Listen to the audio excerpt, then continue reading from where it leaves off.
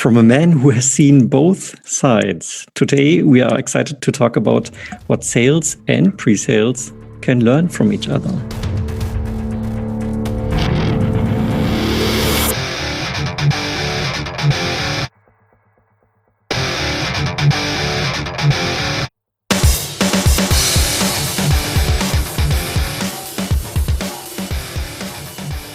My name is Tim, and on the other end of the line is the wonderful Jan. Yeah, and together we are Sales Excellence. This is your podcast for software B2B sales and pre-sales. As always, we believe in a strategic, value-based and customer-centric sales approach. Indeed, and with our knowledge and experience, we would like to help you find new inspiration and more success in your daily sales lives. And with that being said, welcome to a new show of the Sales Excellence podcast. And we are recording obviously this session here today, and to be honest, it's actually August, so we'll see when it airs. But we had recently a conversation with Chris White, which by the time this episode airs will have already gone live.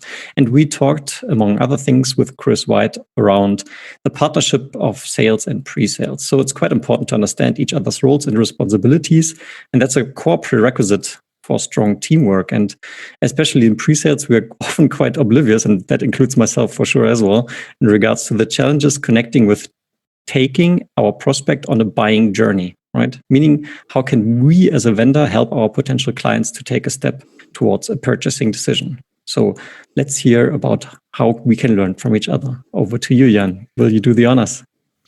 Yeah, thank you so much, Mr. Brömme. And as usual, we have someone to talk to. Very warm welcome to Max Lüpertz. Welcome to the show. And let me quickly introduce Max for you. So Max took his first sales role in software sales as a pre-sales consultant at a company called Hype. He continued to take over sales responsibilities and then progressed into sales leadership. And beginning of 2020, he has become self-employed as a Chief PreSales Enabler.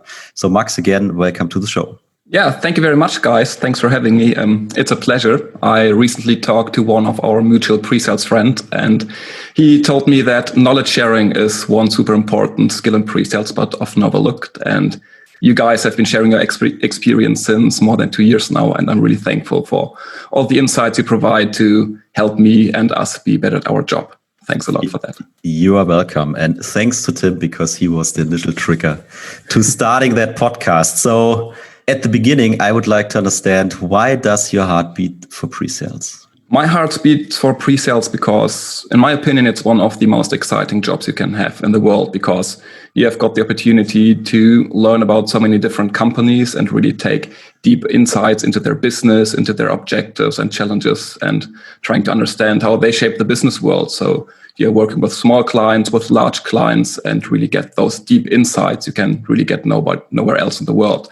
And it's one really big opportunity to learn a lot and connect with really nice people. And I think this is one of the cool things about pre-sales, getting to know so many people and different companies in the world. All right. So obvious question then, why switching from pre-sales to sales if pre-sales is so amazing? Yeah, well, I loved working in pre-sales. So I became a pre-sales consultant straight after graduating from university. And I always loved the job. As I've just told you, I loved connecting with clients and learning about their requirements and really digging deep into their underlying business issue. But at one point in time, I was lacking some degree and level of ownership, because I always felt that pre-sales was more of a technical support resource that came in on an ad hoc basis when either sales was requesting some demo support or when the client reached out to you asking for some support. I lately heard somebody telling me that pre-sales is often aggressively sitting by the phone waiting for somebody to call and ask them for their support, rather than being more proactive and taking on this responsibility. And this is what I was lacking when I was in a pure pre-sales role. And I often felt that what we were doing was a little bit immature and, as I said before, more standing and waiting in the background for somebody to trigger and to call you. And I was missing this proactive client engagement and building this level of relationship that I thought would provide value to the client. And this is when I had offered the opportunity to join into a sales role and take over those parts of the job that I was missing initially in pre-sales. All right. So to me, that sounds pretty interesting. So I have never been in a pure sales role. So how did you benefit in your account executive role, if you will, from your pre-sales skills? Yeah. So I wouldn't say that I was in a pure sales role. To be fair, I was still doing lots of the discovery myself. I was doing demos myself, responding to my clients, to their requirements whatsoever, which was quite difficult sometimes because you still have to meet your quota, but you also have to take care that you do a proper job on the pre-sales part. But for me, it was critical to really know my shit and understand the product I was selling. So already before, I had the opportunity to join a different sales job at a different company, but I didn't know anything about the product. So I studied business administration. So if you look at a moving scale, where you say soft skills, sales skills versus technical skills, I'm more on the sales skills side of things. So I'm what you would call an industry expert who knows, or at least who knew about their clients' objectives and daily lives. In the end, everything turned out to be completely different in practice. But I wasn't this technical guy, but still it was critical for me to understand the product, to really be able to respond to each question and query your client might have about the software solution, because this is what makes me feel confident. And I think being confident in sales is super important to deliver value and pitch your solution in a proper way. So having this product knowledge and being able to really fully understand my client's objectives was a key prerequisite for me to really engage with client and become a good sales guy. And I mean, we're selling complex software solutions, so it's not easy to do, and we really need to have a deep understanding of what we do, and we have to continuously adapt our solution approach to what our client actually needs. So often I've started the discussion when things in the end turned out to be completely different because we had to do a pivot. I was selling continuous improvement solutions. In the end, it turned out into an open innovation program. So having this knowledge and being able to talk to my client on those different levels of technical know-how, but also business value was, I think, really important. And that's something I had learned in pre-sales and which I could then complement in sales. So on that point, I mean, I think we probably all have somewhat worked with account executives before where we just had the wish, okay, I would love this account manager to know the product just a bit deeper. I think we've all seen that. So you're describing basically the opposite, where you say, okay, I would really want to go quite deep in my product knowledge because I would like to respond to every type of question that can come. Does that also bear a danger that you're overwhelming yourself? Because obviously sales has a whole different set of responsibilities they have to take on as well. And then somehow I would assume you also get lost in time because you take so many things on at the same time. Was it a risk? It was definitely not the most scalable business model for myself. So after 5 years in an account manager role, I became the account director for the UK accounts and moved to England, where I was mainly the only sales and pre-sales guys around. So my opportunity was to grow the business, but also do the demo part. And of course, you had to find a trade-off between how much time to invest into the pre-sales part and how much time to invest into outbound sales, etc. So yes, you have to learn and you have to adapt. So in the first year, I think I did too much pre-sales stuff until I found my own way of coming around that issue. But definitely it is a danger if you get too deep into the pre-sales part, start responding to RFPs yourself. Luckily, with my German team to support me, we found a good way around that. But it's critical to have this model in place. I think it also depends on the kind of company you're working for, right? And how complex the solution you're selling really is. So if you're saying you have been able to combine the sales role as well as doing the demonstration yourself, then I would assume the solution was not too complex, that you can really spread your time across the different roles. But what I really liked from your feedback so far is you had that drive to understand the client's business and what they're really looking for, and then being able, with all your technology background and understanding what your solution can do, using that to really transfer the value add for your potential customer. So I think that is really kind of beneficial at the end of the day, if you can really combine these both sides.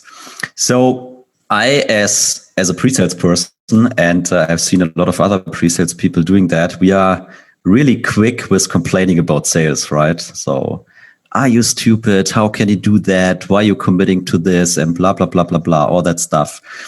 But we know for sure that there's much more stuff going on the sales side. So from your experience, what can pre-sales really learn from sales, or what should we be aware of in respect of sales people's responsibility and sales process?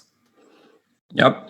I think it's important for pre-sales to understand that in sales, we sometimes have to manage expectations. So for some accounts, especially strategic accounts, we have to make some commitments and deliver things on time.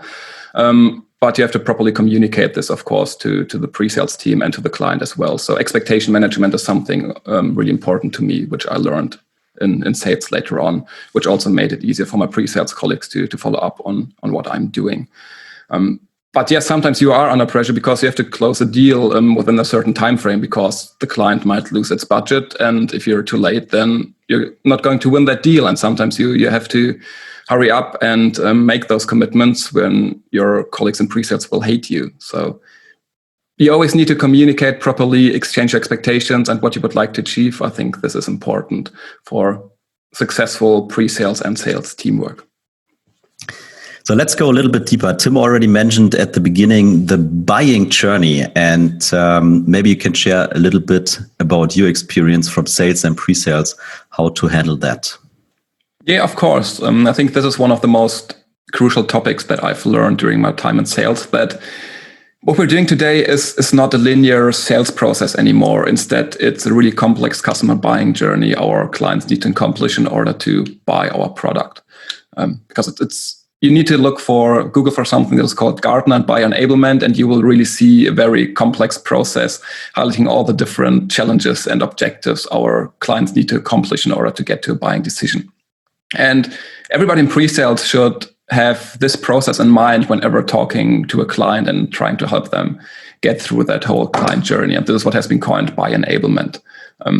Because really sales is not a linear process anymore. The things which I hated the most in my sales role was going into our CRM tool and then updating the stage our client was in, like going from discovery to demonstration to proposal and to negotiation. Because between proposal and negotiation, you still had to convince 8 other key stakeholders and you had to do so much more stuff. And very often negotiation wasn't the next step and you had to go 2 steps back again.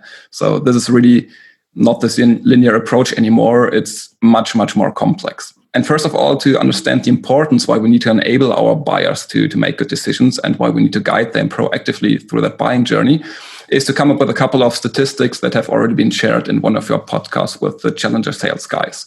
Because nowadays, the average decision group has more than 10 different stakeholders that are involved in this buying decision. And everybody of them has different interests, they have different preferences, and often they even have a different understanding of the current situation. And it is super hard to get those people to a collective yes and help them to find consensus. And as a result of that, more than 30% of all our opportunities end with no decision made at all because those people simply cannot agree. And those are not deals you're losing to your competitors or deals you're losing because you're too expensive. It's simply the reason that they do not find an agreement. And therefore, this opportunity is going to die at some point in time.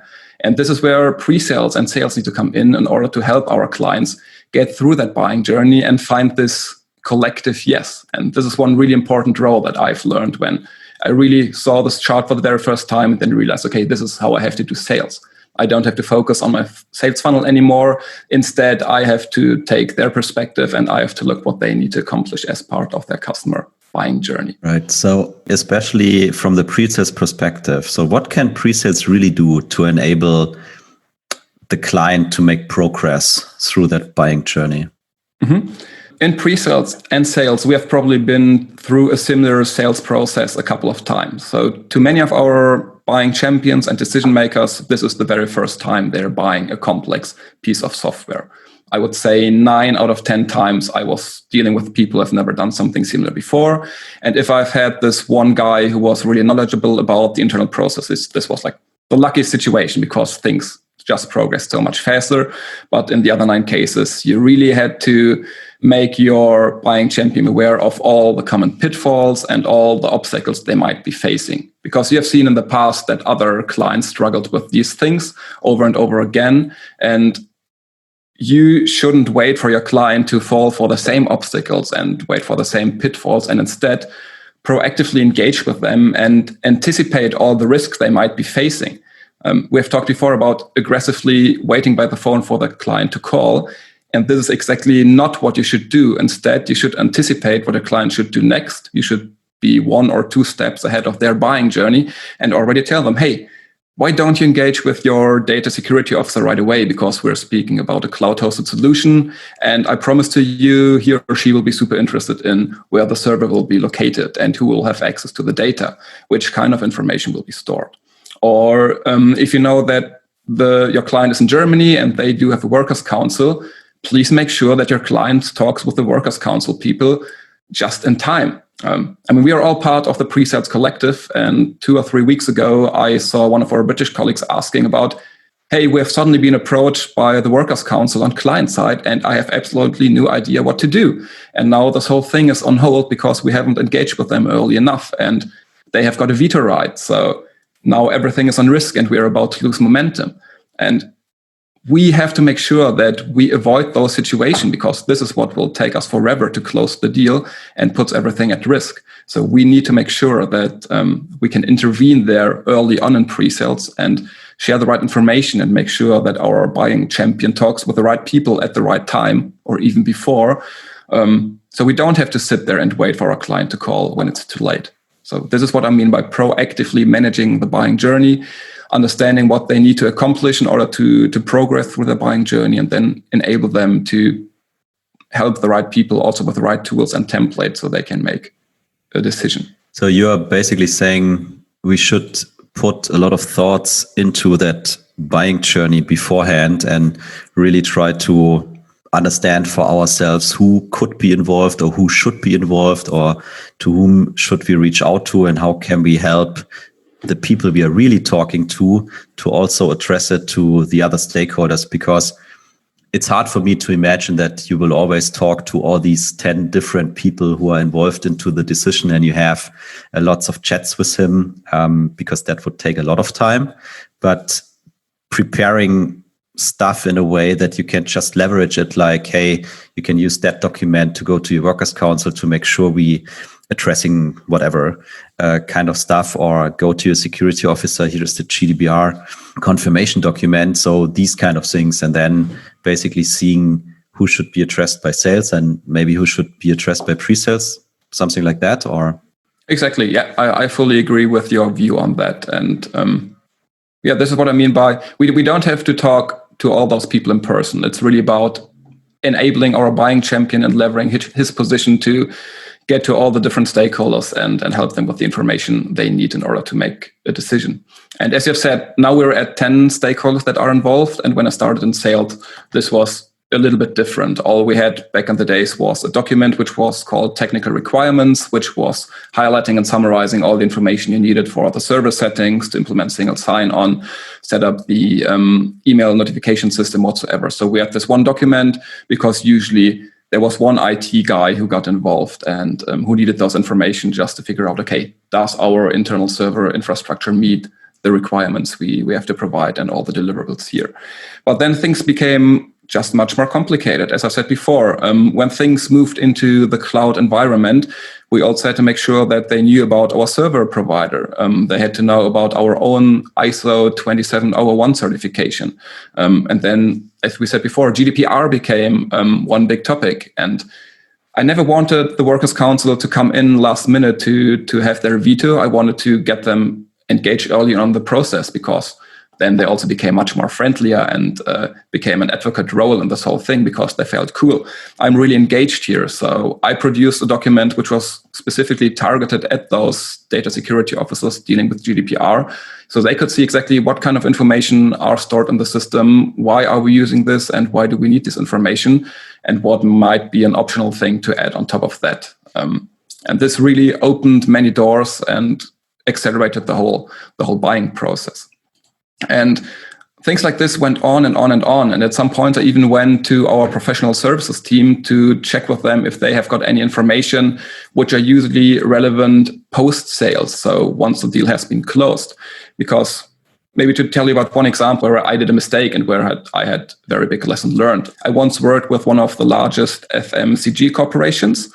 And in order to launch our platform that I was selling at that time, you always had to find a fancy name for that tool because they used to brand their innovation initiative around something and called their platform Spark, Inspire, iHub, whatsoever.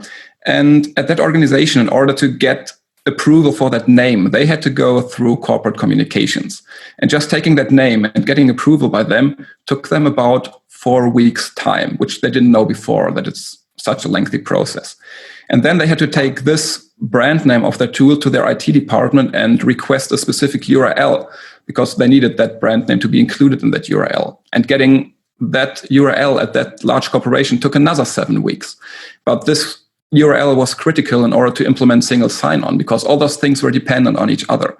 And all this took so much time that the whole launch of the platform had been postponed 2 or 3 times. And my buying champion was really having troubles because they missed their initial launch date. And my learning was that I simply talked to our professional services people and asked them, hey, can you please provide me with this checklist of all the things our clients need to deliver once they go live? And I will simply take it and send this to them like 2 or 3 weeks before contract signature. So I could already tell them, look, this is post-deal signature, but those are all the things we need from your end. So please make sure, ideally, to have a name in place, to check with your IT how long it takes to provide that URL, because we need this for a single sign-on. And that way we can make sure that you will save lots of time, because this has been a bottleneck with one of my previous clients. And by engaging them with this kind of information and telling them again who they need to talk to, what they need to achieve beforehand, I could simply mitigate the personal risk of not launching the tool on time, which was their personal benefit and that was their project. If they fail, they would be blamed for that. But by enabling them to look at all the information they need to successfully launch the platform, those people just felt much more confident. And I could really see myself becoming their advocate and their authority. And this was really a great value add for me personally, because I could bond with them over these kind of situations. And I have crafted so many different documents, so I could really at any time engage my buying champion with any other stakeholder that was somehow involved in this whole discussion. And this was really a complete game changer for me, which saved a lot of time. I didn't receive any last minute vetoes because we forgot somebody. And my clients really loved this approach because this was really mitigating their personal risk and they were seeing lots of progress. Long answer to a short question. Yeah, no, that's beautiful. So, and to me, it doesn't sound like a classical sales approach, like, I need to cover my forecast call and I need to maintain the opportunity and we need to understand where we are in the sales process from our company perspective. It more sounds like you have been a coach, you have been a mentor, you have been a moderator to making sure the client has everything they need to move forward, right?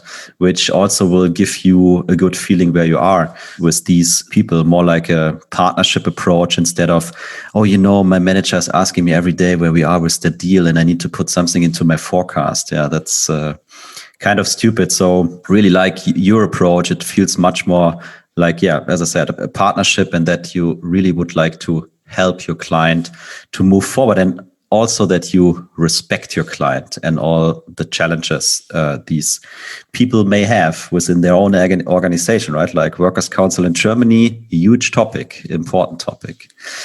So to conclude a little bit from your perspective, if you think about key skills, where you would say that is something you should have as a good sales or pre-sales person, what are the key skills you would mention? Yeah, I talked before about this moving scale where we compare sales competencies and communication skills versus technical knowledge, and usually pre-sales is somewhere in between there.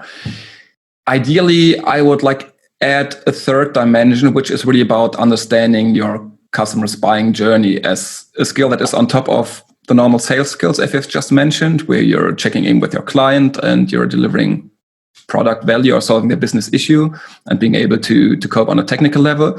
I think one further skill you really need to become this proactive pre-sales consultant is understanding this buying journey and understanding which objectives our clients need to achieve in order to progress with their buying journey. I think this is one core skill for me in pre-sales, which really leverages the whole role of a pre-sales consultant, because this is just so much more value you can add as a person, not with your technology, not with your sales skills, but how you can become your trusted advisor to your client. And I think, therefore, this whole topic of buyer enablement around the customer buying journey and anticipating and mitigating risk is something that I think pre-sales need to take a closer look at. Really cool. So it's really about people, engagement, and communication. Max, first of all, thank you so much for being our guest, being with us, and sharing your experience and knowledge. I really enjoyed it. And today we have Tim's first time doing the real-time conclusion of the episode. Tim, over to you. Thank you, Jan. Indeed, first time. In fact, I'm just now wondering if anyone of the English native speakers are listening to this podcast, how it must sound like if 3 native Germans are talking English the whole time. So that's going to be a fun one.